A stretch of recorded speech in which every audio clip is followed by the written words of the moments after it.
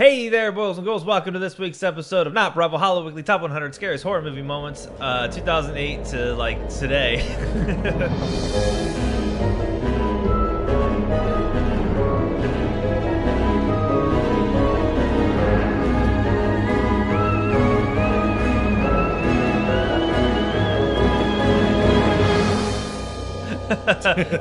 70 through Wait, did 61. something come out today? Damn it. Dude, that's the thing. Is Change like, the list. We kept stalling this and like trying to figure out how to do it. And, like more movies kept coming out, and we were just like, God damn, where do we cut it off? So if something comes out tomorrow, it's got a chance to make it on the list. We're moving the goalposts. Well, like Halloween Kills and Candyman and all those movies got pushed back, and they could have been on this list. They could have, yeah. They could have been on the list. Well, they can go on the Not Bravo that I can't say the title like you can. The Not Bravo Halloween sequel. Not Bravo Halloween Top 100 Scary Story movie. Doesn't even now.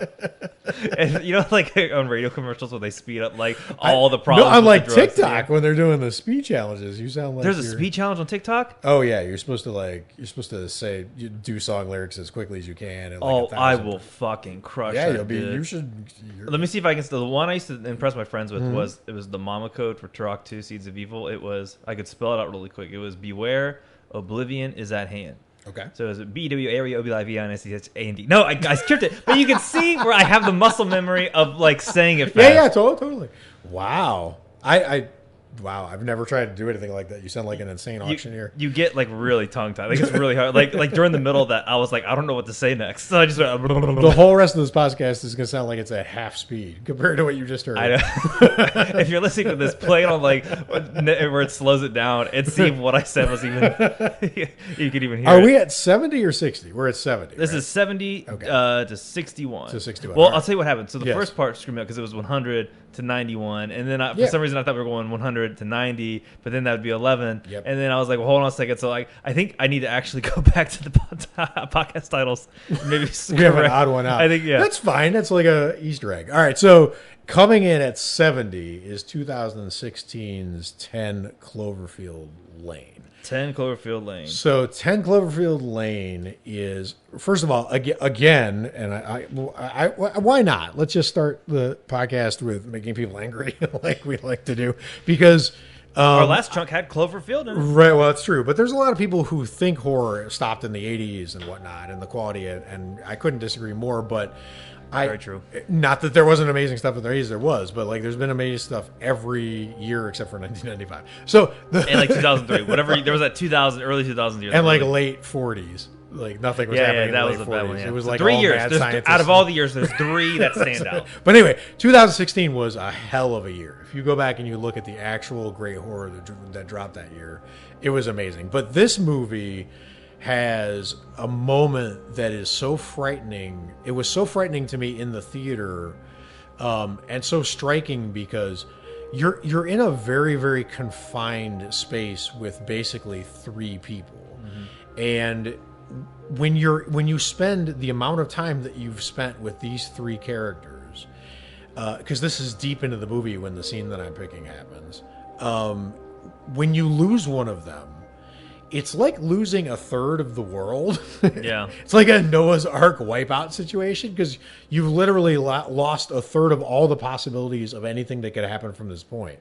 If the character was comic relief, you're not going to get any more comedy. If the character was someone that you really cared about, you're not going to have any of that empathy for that character anymore.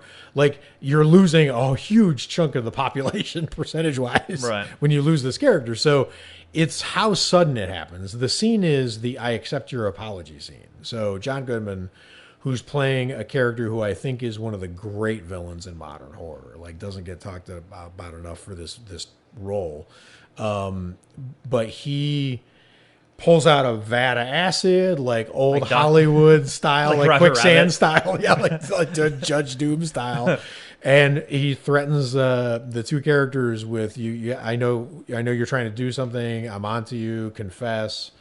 They do the thing where you confess, like you go along with the crazy person, and it just doesn't work out. It doesn't work out at all.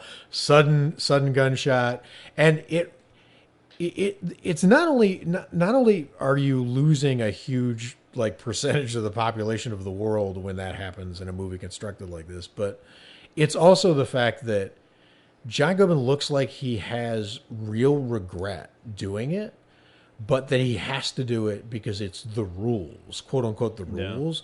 And when a crazy person has rules, I feel like that's one of the most terrifying constructs in thrillers or horror, is when the crazy person has rules. It's what John Doe was doing in Seven, right? They're running by their own inner logic. And if their inner logic is nuts, then you have no chance of anticipating their moves, let alone defending yourself. So we keep running into like actors in our list. We're like, this has to be one of the best actors. John Goodman, though. Yep. I mean, I think. Well, I don't want to say something that might be a spoiler for a future episode. Yes. But man, has he never not been a force to reckon with? No, he's and what's really interesting about him is he's really protean. Like he can show up over here as one kind of thing, and next thing you know, you're seeing him in Flight, and he's like the comedy relief, like drug guru, and then over here he's terrifying, and then over here he's like jovial and cheerful. Like you could picture him in a Lifetime Christmas special, and then you could picture him being absolutely terrifying and intimidating. The fact that he's got that range is pretty incredible. We were just watching, it's a Kurt Russell kind of thing. We were just watching Unsolved Mysteries, the newest batch, and there's one guy who was in Ohio who just murdered, like in super cold blood, murdered this little girl. But he won over the guards, and I'm like, how do you win over the guards? Like if you're a piece of shit murderer, and then you watch something like Cloverfield Lane, you watch someone who's like a complete madman win you over with charm, and you're like, God damn it! You're like, that's how you're like, I'll never fall for that. And then John Goodman walks in, and you're like, hey, John Goodman, you're cool. You're cool. And you know, he is terrifying. Part of what's interesting about our list to me is that some of the sequences we pick are long. There's 5-6 minutes, and some of the scenes are really short.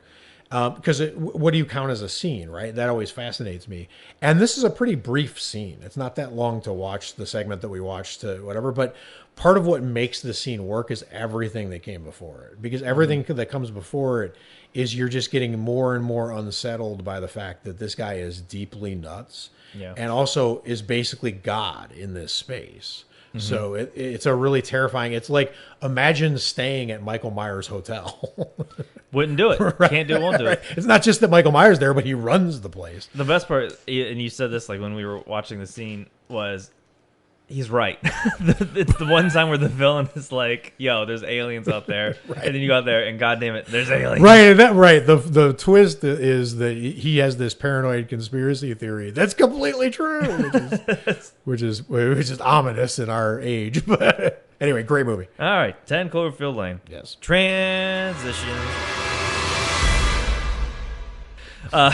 Mama. Yes. Andy Muschie's Mama. Now, I'll be honest with you. We've talked about this on the podcast about how, like, I wasn't blown away with the movie Mama. Right. There were scenes that I like, but overall, it just didn't really do a whole lot for me. In fact, if I could, I would have put the short film on here in its place, because that short film is like awesome sauce. Indeed. It's scary. It's ominous. It gets very, very intense. It's atmospheric, even though it's pretty short. The way Mama moves is quite unsettling. Yep. So I'm gonna go with the flashlight scene. Yes. Or the flat camera flash scene. Yes. And what's funny is when you look up like horror, like whenever you do like a general search for horror, like scary things, I feel like this scene is one of those that pop up because it's so fucking eerie.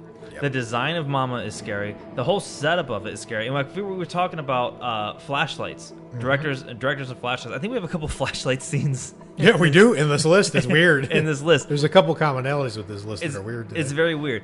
But I will say this. I don't want to sound like a hypocrite because I did say how I did not like the movie. But this scene in particular, I still think has some very good strengths to it.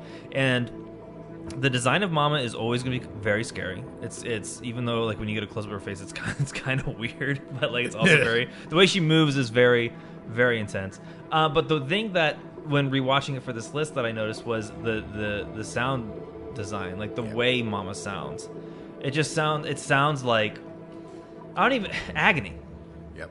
It just sounds like agony, and it's terrifying. And being in a room where your flashlight cuts out and all you have is a camera flash is an awesome setup in the first. It's like it just feels like something that is always going to be scary. Even when like the lights, because in LA like the power goes out, during the summers when it gets real hot, and like you always have to like pick up your phone and turn on the flashlight. I think I feel the way the character feels in Mama when you're walking around in the dark. Because I'm like, at some point in time, something's going to pop around the corner and scare the absolute shit out of me. Hopefully, it's not her. Jeez. Well, I fucking hope not.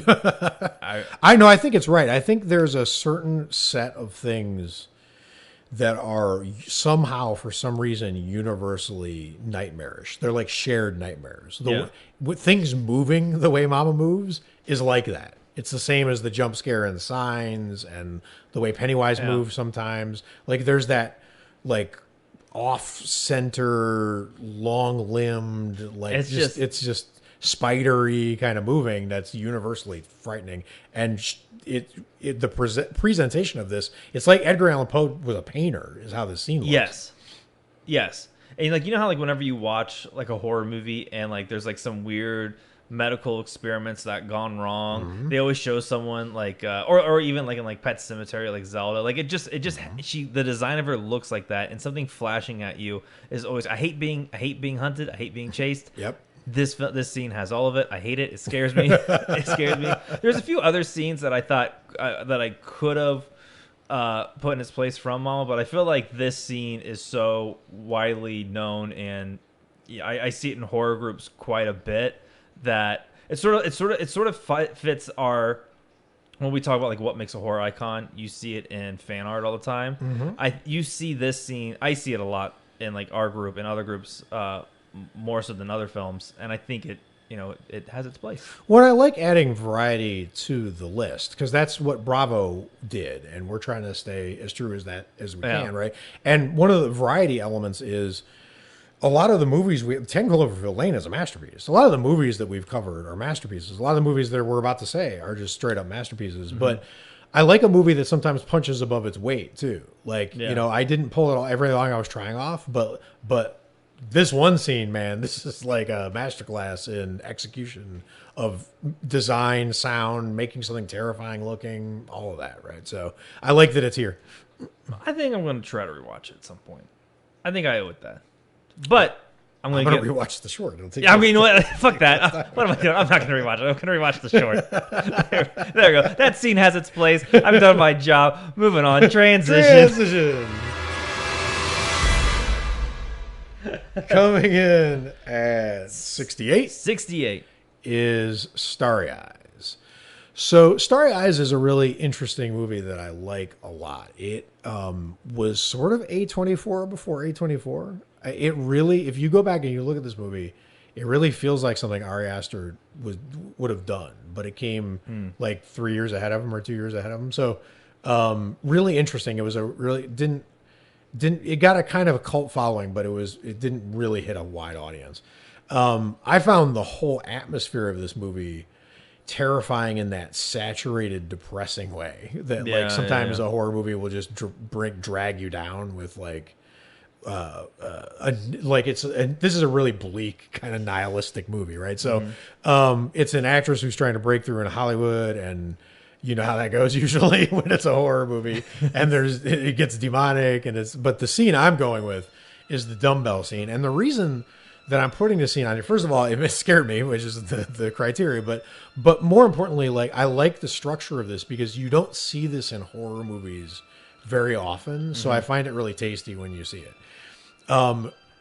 There's a weapon upgrade in this scene, and I like the move because the shot is kind of iconic where all of a sudden she puts this butcher knife down and picks up a dumbbell, and I could just in the back of my mind, it's like a 10-pound dumbbell, right? And as a director, I'm just like, you know what, slasher, nope, basher film, right? Dude, exactly. And then there's this great moment where she takes the dumbbell and she crawls on top of a person in a bed, and she just hovers over with the dumbbell raised over and just waits for her to wake up. She doesn't want to hit her unconscious. She wants her to wake up and see it.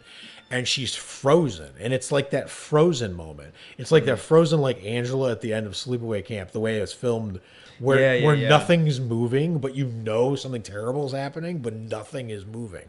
And I really like that feel. So I liked that the overall mood of the movie made the scene darker by how dark the movie was around it. It's like the black slick and under the skin. It just is like infecting everything, right? So like it got scarier because the movie's so depressing a feeling that when characters don't really fight back, you're like, yeah, well, why bother? Fuck it, everything sucks. Like I didn't get my call back. Right, exactly. So like you feel a little beaten down with technically the she characters. did get a call back. Talk about beaten down. So I like that, and it's just gory as hell. So it looks super realistic. It's not, you can tell it's not big budget, but I like when an underdog comes in and makes something look really, really good when they clearly didn't have a lot of money to do it with, right? It's the same thing that happened with Splinter. You know, this is not a big budget movie, but it looks great. So, well, yeah, and one of the things I noticed when we were watching the scene was I always like it when the directors choose not to put like crazy sound effects or scores underneath it, and so like you're just like really there in that moment. Like that room is quiet, the scene is quiet, and I think that just helps you focus in on the visuals, and those visuals are nasty. Nasty. The one thing I noticed is we keep talking about like horror movie rules, like our little horror movie film school that like we keep noticing directors do. I noticed one in this one. If you bludgeon someone with something heavy and you hit him in the head, you must include a shot of the feet spaz out. That's true. Because it shows her feet kicking up in the air. That's totally true. And does that? And you always have to do that. You got to show it. You got to show it because then it tells you, I wonder if they showed it when Michael stamped out the doctor's head in Halloween 2018.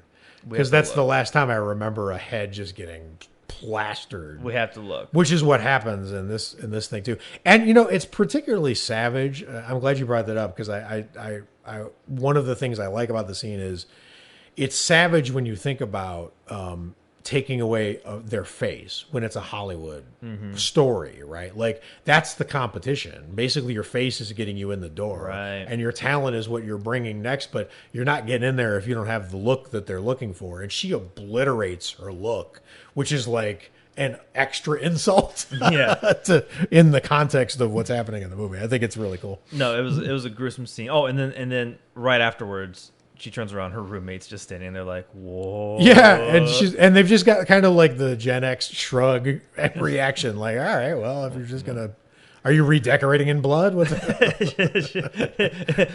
our landlord's gonna kill us. Right, exactly. Security deposit's gone. And coming in at number 67. Now, this is probably one of the newer movies that I've seen a lot of opposition against, an encouraging amount of people supporting it, but I want to fight for this film every single twist and turn, and that is Child's Play 2019. Yes. First of all, the cast, you have Mark Hamill, who I grew up with as the Joker, and Star Wars, obviously. He crushed it as Chucky. Totally. You have Aubrey Plaza, who's just like awesome. Absolutely. And you have the best blend of horror and comedy that I've seen in a good amount of time. I forgot how funny this movie was. We saw this movie in the theater, and it was a blast, and the crowd was loving it, too. Dude, which is weird because it didn't seem to get a lot of buzz after the initial release, but this movie it's probably one of the most fun horror movies that has a good amount of horror, an incredible, strange amount of laughs, and a shit ton of heart. Yep. And it's got a lot of face. It does. Okay, so the scene I'm going to go with is, I like to think of it as... or what were we calling it when we were rewatching the scene? You were National Lampooning. Yeah, it was Christmas Vacation meets Zombie meets The Happening. Meets The Happening. And I love what this movie does with like technology, parents in the day and age of like, kids just being on iPads all the time. Yep. So it's the scene where the guy who is cheating goes home and I think he's taking up Christmas lights, and he's on the ladder. He's got Christmas lights wrapped all around him. He looks just like Chevy Chase in Christmas Vacation. Totally. Chucky's fucking with the ladder, obviously, and he falls down. And I this might I don't know what rule this would fall under for a horror film schooling, but there's something about when you fall and bones stick out of your legs that will always get. I think everyone's affected by that. There's not one person in the world who that happens again on our very list. Does it really? There's another scene where that happens. Oh yeah, I think I know what you're talking about. You'll see. I think I know what you're talking about. And here's my thing.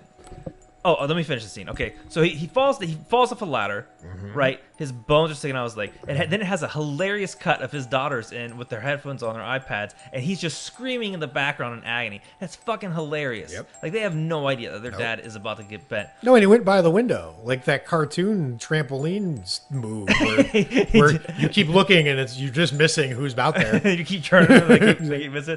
So he has the lights wrapped, and I love this setup. Yep. The Christmas lights all wrapped around because it's such a colorful, bright scene, and the lights are stringed all behind him, and then all of a sudden, I think it's the snow blower or something like that. Goes up behind him, and it starts sucking up the string of lights, bringing him towards it. Chucky comes on top, tries to stab him. He puts his hands up on the snow blower. Chucky stabs him, or he goes to stab him. He goes to block it. He gets scalped. His scalp goes flying, lands on a gnome.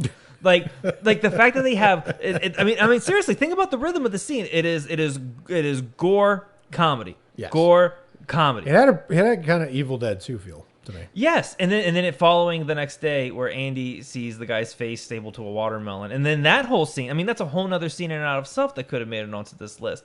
And then Chucky that's a pretty Tales from the Crypt feeling. Yeah, and then Chucky saying this is for Tupac. Like this scene had like the rhythm and flow of comedy gore to comedy gore to comedy gore. I just don't get on what, like I get some people are purists and they love the fact that the old Child's Play was a serial killer who'd used voodoo and all that other stuff.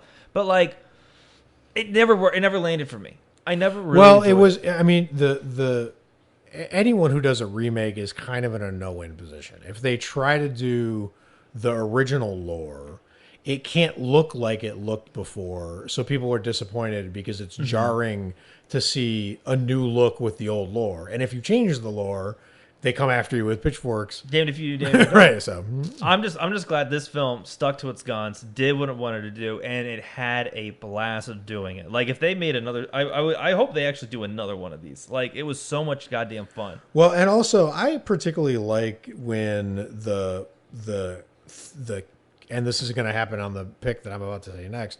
I particularly like when the voice of the killer. So I like to imagine, one of the things that's a treat for me in horror movies is imagining the way the person dies and how frustrating it is in funny moments. Can you imagine laying on your back, broken bones, getting chewed up and scalped and getting stabbed to death, and having this voice in your ear going, "Friends in the end. I'm only doing this to..." I would be like, "Oh my God, kill me, fine. Just stop talking. End me now. End me now." Right. But I think that scene was intense, and it was sprinkled with enough funny shit that like it just put it in this weird sort of its own little bubble, and I think 67 makes a lot of sense. And look what we actually did. Transition. All right, so this is completely inadvertent, but I love how this worked out. Coming in at 66 is House of the Devil. That's fucking cool, dude. Right? Yeah. We were just shuffling them around. We're not even paying attention to what number was landing on. Yeah, we were like, what feels right? And then but this felt right. So I'm going with the sudden arrival next to the car, lighter gunshot scene. And this is one of the few scenes that I remember actually physically making me jump in a theater. And it was really unexpected, but this is one of those great scenes that's set up by all the slow burn that comes before. And really what happens here is, first of all, it's unbelievable how it's shot. Just the lighter coming out of the darkness is the first step. And then the really calm voice of the guy who has the most non-threatening voice. Everybody in this family has this. Tom Noonan does the same thing. Right. Everyone in the family has this really non-threatening voice where she turns around, she's like, "Oh my God, you scared me." He's like, "Well, calm down. It's fine. What's wrong?" And it's like this, all right, then everything's fine again, moment or whatever. And then it's his genuine confusion of, wait, you're not the babysitter? And she doesn't even get the sentence out that she's not the babysitter. I'm her friend. She's trying to finish one thought, and he just does it. And I think that's the scariest part to me, is that when a psycho is that far ahead of you because there's all kinds of tells in a lot of the horror movies, and we all know as fans when you're watching a movie and you're like, wait, why are you running that way? They're clearly, that's the wrong way to go, or that's the wrong way to turn. Or when a villain says something and they're like, all right, I'll give you a chance, like in the Scream movies when they're like, all right, if you get this question right, I'm gonna let you live. He's not gonna let you live, whether you get it right or not. Does that this is made up, right? This is a fail game, right? But in this one, you have no chance to detect the tell, because he literally is killing you mid sentence. And then I love the grace note at the end of the scene where he lit a cigarette for her and he just takes it out of her dead hand and starts smoking it. So savage, like insult added to the death moment. But there's a through line through the picks on the list, and I didn't do it on purpose. It just sort of organically happened. But I'm thinking of it as unexpected horror, not jump scares, but like horror where the horror is where you don't expect it, right? So like in this one, the people who seem calm and normal, we're just hiring you to babysit, are actually super savage and Satanists to boot. So scary scene. This scene, what I really like about it is it's not a complicated scene. Correct. And like I'm trying to explain like what I mean by that is like, you and I right now, we could take this scene shot for shot and go recreate it ourselves. Yep. There's nothing really complicated about it. In fact, I think about like I've been reading a lot of like Anthony Bourdain stuff and like watching a bunch of like cooking shows and shit like that. And there's always these chefs that talk about like the wonderful things you can create with really basic ingredients. They're like, you only need like 2 or 3 things and you can make a masterpiece with it. And that is what this scene is. This scene is like, it's not a lot happening. We're going to shoot it like those funky, 70s kind of weird stuff. And they're just going to talk, and we're going to see how it plays out. And and it's weird because if I with no visual talent duplicated the scene, it would be the most boring scene ever shot, ever. Right. And because the camera is slightly off kilter, and because the colors are a certain way, and because the character is so cocky, like you have to time travel to get this scene. I love when that happens. I love movies like Wolfen where you have to be in that, or like The Howling, you have to be in that New York urban late 70s high crime like feel to even get what's happening, right? And in this scene, who would ever let someone walk up and try to light a cigarette through their window unexpectedly at night when they're alone? But you could do that then, right? Like you could hitchhike then, right? And you got to sort of time travel to get in the moment. So everything's a little off kilter. People aren't acting the way they act now. The cameras aren't squared like they should be. The colors don't look the way colors look in our world, but it's subtle. It's just a tweak off, and that's what makes it. It is actually like a perfect scene. In fact, I watched this when they showed it on the last drive-in, and I think Joe Bob even referred to it as that scene. And that's how you know it's a good scene. Like those kids that are so popular on YouTube right now because they do songs, and they did Phil Collins In the Air Tonight, and everyone's waiting for them for their first time reaction to get to the drum, solo. You're just waiting for it. You're like, this is one of those movies you show people and you're just waiting for the scene to arrive, right? And once it happens, you look over at your friend to like see how they react. Exactly. Like, that's exactly how I knew you'd react. Exactly. All right, number 66. Right. All right, 65. Number 65. I'm going to go with VHS. I originally was going to go with I guess it's technically the second movie, the I Like You, the vampire lady scary one. But I'm actually going to go with the segment Tuesday the 17th, which, yes, when I saw that, I did the math. I was like, so Friday's the 13th. 14, 22, 40, 30, Yeah, nailed it. Friday, Saturday, Sunday, morning, Tuesday. Okay, yeah. It all adds up. This movie, I feel like we're just now getting far enough out of like the early 2010s to really take a step back and think like, what was the vibe and like what was the style of the movie coming out? Easy to do with the 90s, easy to do with the early 2000s, super easy to do with the 80s and 70s. Yep. But like the early 2000s, like I'm still, it's the fog is starting to clear off with like, what is it that made that era of movies? Right. Movies. And VHS had everything, like all the ingredients, the sugar, the spice, and all, everything nice right. of that era. And it was the fact that everything was so digital and so weird because it wasn't the early 2000s, you know, crazy, scary videos that you'd see online on like E-Bombs World or some shit like that. Yep. It was a little more polished, it was a little more stylized, it had a little bit more thought, and people were starting to realize how they could take this and make a really cool narrative with it. And VHS was like, we got it. Short, weird-ass fucking things it's just going to give you the willies. And I ended up going with the glitch because it was the one that I forgot about, but then when I was looking up this list, I was like, I know VHS is on this list, but what scene am I going to pick with it? Because I could do any of them. And I remember this one giving me the most feelings, but then I forgot about it. Yep. And I was like, why did I forget about it? And then rewatching it, it was because I completely forgot what the monster looked like because you don't see the monster. Right. And I was looking it up, so I rewatched it, and I was like, all the feelings came back from when I first watched it. It was this so it's a POV. Okay, so let me explain. I'm going off on a tangent here for the people there. July 17th, there was a series of murders in the woods. This girl's friends die. They go back to these woods. She starts telling them about all these murders. They run it off as a joke, and they all start dying. What I love about this is through the camera, because it's the woman holding the camera, the monster who is called the Glitch. Kill me. Right. That is the coolest fucking name for a monster. Totally. And what does he look like? He looks like a camera glitch on your screen. And you never get a full fucking view of what this guy looks like. And it is the coolest thing I've seen. You get a couple glimpses, and they look good. But mainly, it's a lot of but it's mostly blurry. Yeah. The most imagery you get from him is the red mask style.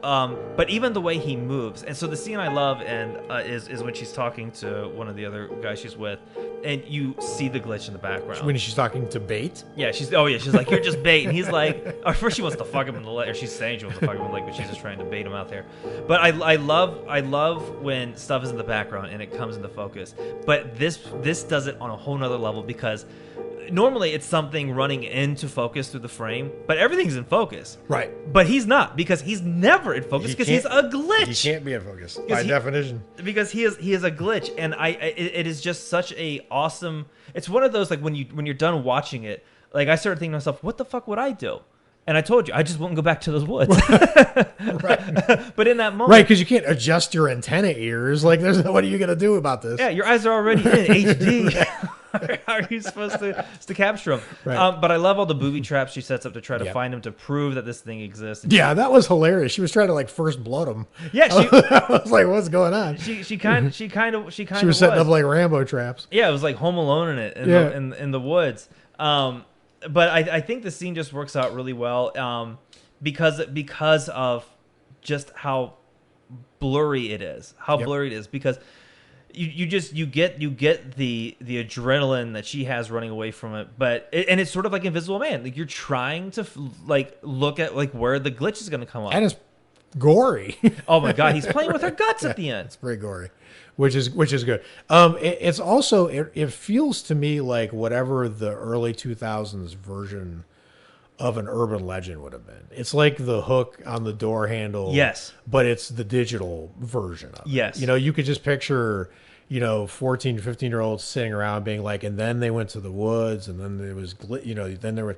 static, and you couldn't see, and like whatever. It feels like trying to translate the urban legend structure into a more digital, kind of space, which is interesting for whether it works or not, because who knows if you can do that with that, right? Because it's less tangible than a hook hanging from a door handle or whatever. It's way less. In fact, and just to end it on for VHS, you could almost use the glitch as a season of Channel Zero. Right, oh, totally. Or you could put the glitch into The Boys. I mean, it sounds like a superpower. Hell yeah, you could. And that show's pretty dark. I fucking love that. But I'm glad I found VHS a spot. I was having a hard time figuring out where we're going to place this, where we're going to place it, and I feel like Tuesday 17th, I feel like it stepped up to the plate and really made it for me. So, agreed. Wait, hold on. Glitchy transition, baby. One of us is going to have to die now. All right. Coming in at 64 is Frozen. Disney's Frozen. Frozen. Let it go. No, I can't sing it. We'll get copyright. Yeah, you're right. We'll get shut down. The other Frozen, the ski lift horror movie Frozen. So that's Adam Green, right? Yeah, and I'm going with the wolf scene. The scene where they're stuck on a lift. Right. But it's It's the one of them has plummeted to his bone breaking. There it is. There it is. Painful resting spot. This is the leg shatter episode. Yeah, and the thing about this is, when it's I love that you brought this up early in the episode of the making a masterful recipe with basic ingredients. Like sometimes you want fancy, and then sometimes if you just put salt, pepper, butter on a good steak, you're good to go, right? So like this is that moment where he's laying on the ground under the lift and the wolves are coming for him, and it's when he shouts up to them because his girlfriend's up there with his friend, and he shouts up to his friend to not let his girlfriend look. He's like, don't let her look. Whatever you do, don't let her look, because he knows he's about to be slowly devoured because he's helpless down there. And then it's just them, the friend and the girlfriend, the ex-girlfriend about to be, looking at each other in their eyes, trying to shield each other so that they won't look down to see what's happening to them. And then the guessing game of how long is he going to still be able to communicate? Because that's the terrifying part, right? Because you can close your eyes, but you're not going to close your ears. So you still got to go through the sounds. And the question is, how long are the sounds are going to last? And I remember watching this movie for the first time and thinking to myself, I wonder how long the sounds would last. Like if someone was getting eaten by wolves, do you got to ride through this for a minute? Is this like a couple minutes? It's like in the a violent thriller where when someone gets gut shot or whatever. I mean, that takes a while, right? Yeah. So like you're wondering how long is it going to go, and it goes about realistically as long as you would think it would go, and you got to ride it through with them the whole time. And the other part that makes it terrifying is they look like shit. Oh yeah, they're like a frostbite, and they're like their skin's peeling, and they've been through hell, and they look like shit.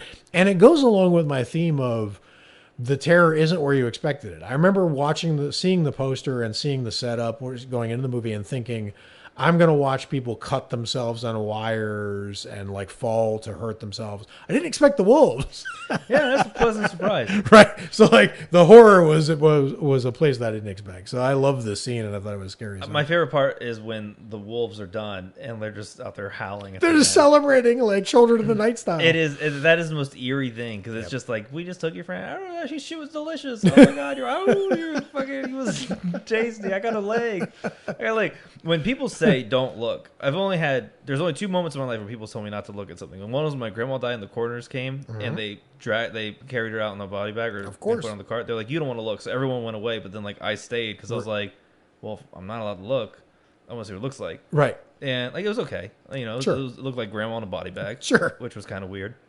The second time was when I had a staph infection in my thumb, and I went to the urgent care, and she had to put a shot in my thumb to numb it, because then she was going to take a razor blade and scrape out all of the infection. Ugh. And that was the only time I didn't look. She told me to think about puppies. And so I talked to her about puppies the whole time. So whenever someone tells you not to look, it is always... I always feel like what I'm getting at with this is looking sometimes is better than not looking. Yes. I know her... And it seems like sometimes you are going to look and sometimes you're not, because you're one for one in that. Yeah, and my thing is, if someone's getting eaten by... wolves, my imagination is probably be 13 times as worse. Well, and you're hearing it, so you're filling in the details visually anyway. It's not like you're totally. Well, what's great is to the film's credit, we don't get to look right during the scene. Right. Well, yeah, they shoot down a couple times during the scene. Yeah, you see some. No, I mean, well, when they're really chowing. Yeah, down. you see some mayhem. When they're really chowing down. Well, okay, that's my favorite part is he puts his little hat over his eyes. Yes. I'm like, dude, that's not gonna do anything. My favorite part is what you just did, because I love the analogy you just did.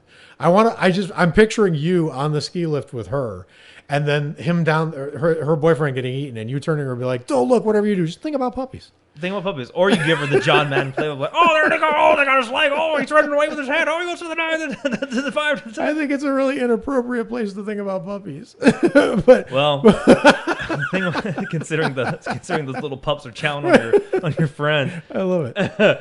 All right. Transition. So, keeping with our trend of super gore. This is our gore episode, man. Yeah. I really dig it. Coming in at 63, Green Room. Yes. I slept on this movie for too long. It took me a long time to see it, and one day I just loaded it up. I was like, let's just watch it. Let's just see what happens. I'll watch it on one of my monitors while I play some games, something like that. I ended up turning off my games, watching the whole movie. Super, super glad I got to it. The scene we're going to go with is, if you've seen the movie, it's where we're going with this. Yeah, totally. If you haven't seen the movie like me, we're going to go with the arm slice scene. Yep. Actually, it's a combination. A few things get sliced up in this scene. Yes. An arm and a belly. Yes. And this is like, I think I talked about Revenge, where like it was like one of the best effects of gore that I'd seen in a while. And then I watched Green Room, and I was like, wow, okay, so like there's some filmmakers who still know how to use gore effectively, and this movie does it right. It really does. It's it's hard to look at. It is rewatching it. It's not that it's super gory, buckets of blood style. It's just, it looks so real, and the actors look like they really are injured, and it's bad. Well, let's talk about the belly slice, because I think the hand is worse. The hand is worse than the belly slice. The hand is worse to me. Well, no, I agree with you, but the just to get the belly slice out of the way. So there's this punk rock band. They have Nazis surrounding them, and there's a standoff, and they're in their green room. And Patrick Stewart, who is fucking amazing in this movie, is on the other side negotiating with him. They want to get a gun back from him. Inside the green room with the punk rock band is one of the Nazis, who is like this fucking Roethlisberger-sized fucking man. They actually put in an arm bar, break his arm, and then they're fighting him, and they're trying to put him in like a rear naked choke to choke him out. But they actually do choking realistically in this film, where when someone passes out, they're not out like Batman for like 10 hours, and you can go solve your crime. Like, people are out for like I've choked someone out in school, and he was out for 5 seconds. Yeah. He actually did the twist. He actually did the twitch thing I was telling you, which is funny. They get right back up. And then the girl, who's very calm, they're like, how do we know when he's passed out? Slices his belly open. The only reason I want to get to that first is because the way his belly slices open, it's like butterflying a steak. Yep. Like the way it just you see the skin just go, okay, we're going opposite ways now. It looks like something John Carpenter would have done. It really does. Yeah. It looks like something you would have seen in The Thing when a body was getting opened. Well, I was watching a video of a guy talking about when he got stabbed in the leg in Mexico, and he was like, it happens so quick. The knife goes in, the knife goes out, and that's it. And that's how this movie portrayed it. She just glides the box cutter up his stomach, and it just separates. The hand scene with I can never pronounce his name, Anton Yelchin, who rewatching the scene made me so sad that he passed away, because he was so fucking amazing in the scene. Like, I felt all of his pain, even when he's crying. Like, a lot of times when actors cry in a horror movie because they're in pain, a lot of them are overacting. Yep. But like, he is doing it on such a realistic level where you feel bad, and the way his hand is limp, the way they fucked up his hand is so goddamn disgusting. Yep. I love digital effects. I always fight for it in the group. People say VFX suck. I don't think that's true. In fact, I'm sure they used a lot of VFX in this movie. I'm not positive, but there's no way that hand was was digital. It looked like they took a cadaver's hand and just glued it on and had him held it. It looked medical. It looked like Grey's Anatomy. It really did. And the characters' reactions, the acting is so good that when the characters are reacting, it's giving you that, what do they call it in biology? Mirror neurons. So we have these mirror neurons in our brains, so that when you see someone doing something, your body thinks about what it's like to experience it, which is why like yawns are contagious, right? So when you're looking at someone and their hand and they're crying, but their friends around them are all like, oh my God. But if they're doing it right, you're like, oh my God, they're right. That's fucked up, right? So like they really trigger the mirror neurons, because you're like buying everything that's happening in this scene. It feels real. And the other thing, rewatching it is, like I said, this film's really sweaty. Like, you feel like everyone in the movie in the green room is they're covered in sweat, they're exhausted, like they're fighting for their lives. But like, when I was rewatching it, like, I felt exhausted looking at them.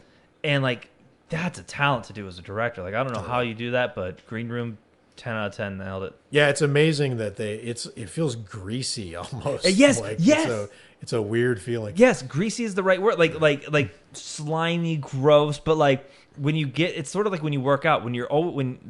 Sometimes it's hard to get into the workout mode. Sure. But when you're covered in sweat and you're like, your blood's hot and like, you're covered in sweat, then it's easy to do this shit. Right, you're in a different mode. Yeah, and it feels like the whole world is just slicked up with badness. And at that moment, they're all slicked up. They're like, we're in this shit. Yeah, exactly. They're getting to savage, and it's an amazing film. Oh, I could talk about Green Room for another hour.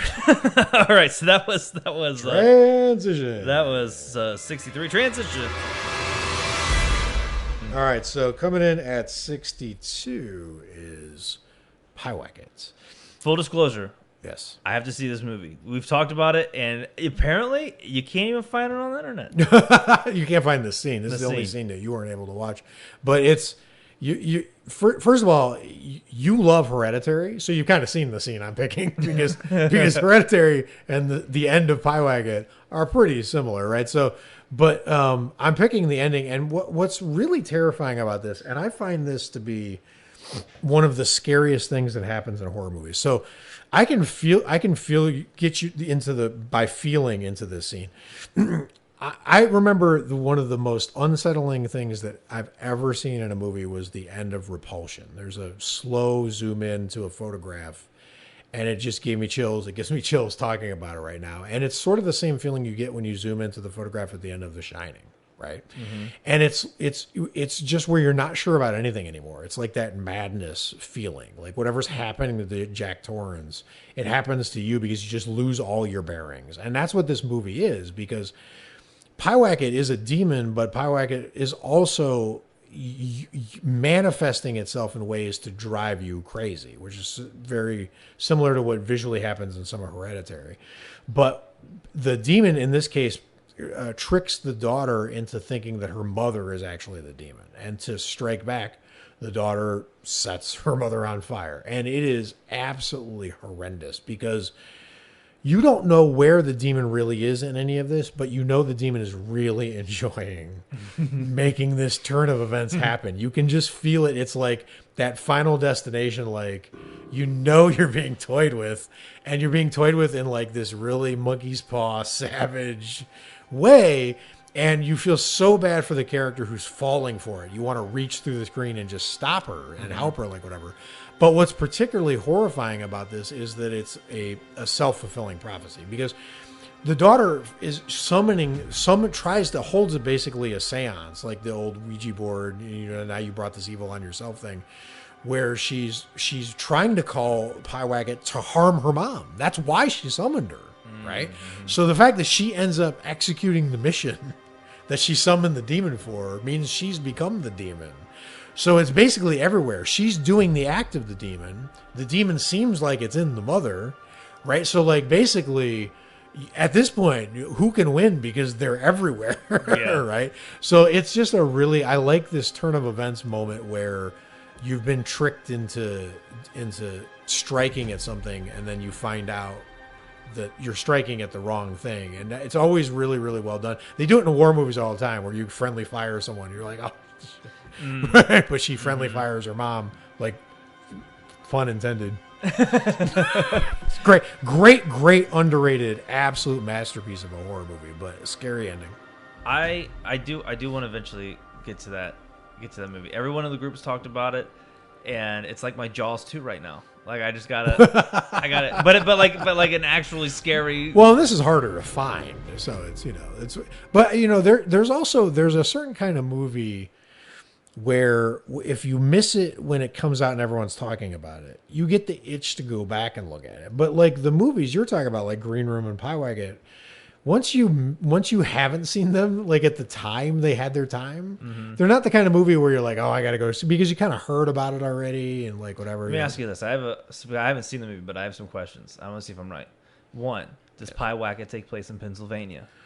I don't remember where it takes place, but it looks like Pennsylvania. Just because what you just described sounds like some real Pennsylvania shit. Right, it looks like Pennsylvania. I don't even know what that means. It looks Blair Witchy, yeah. But it feels very, very right. And is Pyewacket like a real thing that people talked about? Like, is it like a real legend or a real demon, or is it one made up for the movie? No, Pyewacket's a real thing. It's like Paimon in Hereditary. It's very weird how similar these things are, even though they don't feel similar when you're watching them. But Pyewacket's the most Hereditary feeling movie I've watched. Besides Hereditary, yeah, I would put it like if you're doing like those word clouds, like it would be like Hereditary big caps, and then right next to it in like a different font and like slightly purple would be a Pyewacket font. Slightly purple. Yeah, it would be right next to it, just lingering around. Right? I like that. All right, well, you know what? I'm gonna check that out. In fact, that sounds like a fun double feature. Yeah, oh for sure. Well, it sounds like an exhausting double feature. Yeah, but still, I mean, they go together. It would be great to see on a drive-in. All right, Pyewacket. Well, I'm gonna check it out. Check it out. 4 stars. Transition. Nick says, watch it. Nick says, watch it. All right, transition. Rounding out this episode, 61. This is a gory list, dude, and I love it. And I actually was right when you I think you ran to the bathroom and grabbed water or something like that. I was flipping these two around, wondering where should we end this episode? Right. Because this is a gore episode, mostly. No, actually, it is. It was all gore. We're gonna end it with Gerald's game, and everyone knows this scene. Yes. You know what? It's like what Joe Bob said about the House of the Devil. This is that scene. Yep. And what's funny is Gerald's game is one of those movies where like I skipped around it. Sure. Because it's like it's not the most engaging film. It's very, very well done, but and I love the lead actress in it. I love all the actors in it, actually, especially Lurch at the end. But we got to go with the degloving scene, of course, because this is Mike Flanagan, I believe. Yeah. And I want to meet him, but I want to shake his hand. And when I shake his hand, I want to look at it and I want to examine his hand and be like, he practiced? Yeah, like I want to be like, what is it with you? Why are you Actually, you know what? I don't want to. You don't want to shake his hand at all. He's gonna grab it from the wrist, a little tight. I'm gonna look at his eyes. You're gonna get that feeling. He's gonna start smiling. I'm like, Mike, no, Mike, my hand, please. But I put it below Green Room. Right. And Green Room has more gore per capita. Yep. But I when we were rewatching these scenes, making them fresh in our head for the episode, Gerald's game is the one scene out of all of these where I winced, like I leaned back and like I looked away a few times because this scene, in Green Room he gets his arm sliced and he's holding it and it looks horrible. The guy gets his gut slit and it's horrible and like they deal with it. But Gerald's game, that scene, the lead up to it, how long it takes, it feels like 10 minutes. Yeah. It feels like 10 minutes of her trying to get her arm. Silk Spectre, I think she was in Watchmen. I love that actress. Getting her hand out. And I forgot.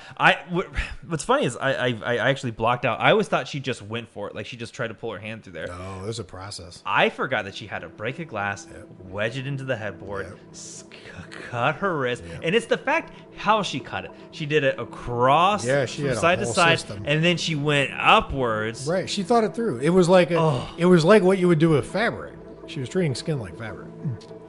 That makes me want to vomit. That is so gross. That's why it's here. That's why it's where it's at. And I was struck again at the magic of Stephen King. Like it is so weird with him because he takes such elemental, relatable objects and things and situations and makes them terrifying. But he also has so much respect for like the other tradition, the Hammer, castles and bats and that kind of tradition. But when it's Stephen King horror, it's like a dog, a car, a glass of water. Like it's so basic, a bed, right? Like it's just a really basic elements, but he builds them, he gives them the same kind of loving treatment you would give like Dracula's castle or like whatever. Like and the fact that he can juggle those two things and give it sort of like a grandeur is just so unique. And then the filmmakers did such a good job of capturing it in this scene. Because Stephen King goes for it. Like, and he said one of his most famous statements in his book was, if I can terrify you, I'll terrify you, and if I can't terrify you, I'll scare you, and if I can't scare you, I'll gross you out. he's like, I'm not proud. He's like, I'm not. Well, goddamn, like they really gross me out. In fact, you know what it is? It's like the tendons and stuff. Like that always grosses me out. The part that gets me with it, like I can't even think about it. Like I get itchy when I think about it. It's like, what's that phobia where like of holes? Oh God, yeah. Yeah, like I see that I start itching. This scene makes me itchy. Like I'm itching my head right now because I'm thinking about it. But it's when she's at the end and the hand's going through the glove and you see the skin bunch up. Yep. I mean, my God, like it looks so real.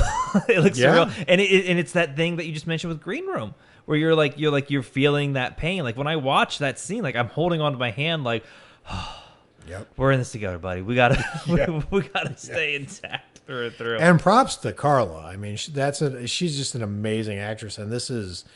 This scene doesn't work if she can't pull it off, and she nails it. She actually had my favorite scene in Watchmen, where she was like, I think she's arguing with her husband. She yells like, "I was a superhero, god damn it!" I fucking love that line. I don't know why. That and Superman is real, and he is American. That's my Watchmen rant. But no, I think Gerald's Game.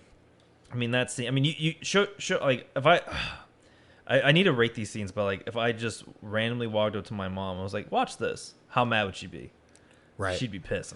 Well, and there's scenes that scare you because they mean something. Like Regan in the bed in The Exorcist spinning her head around or whatever means that everything you thought about the world isn't true. Everything you thought about the world can get literally turned around backwards.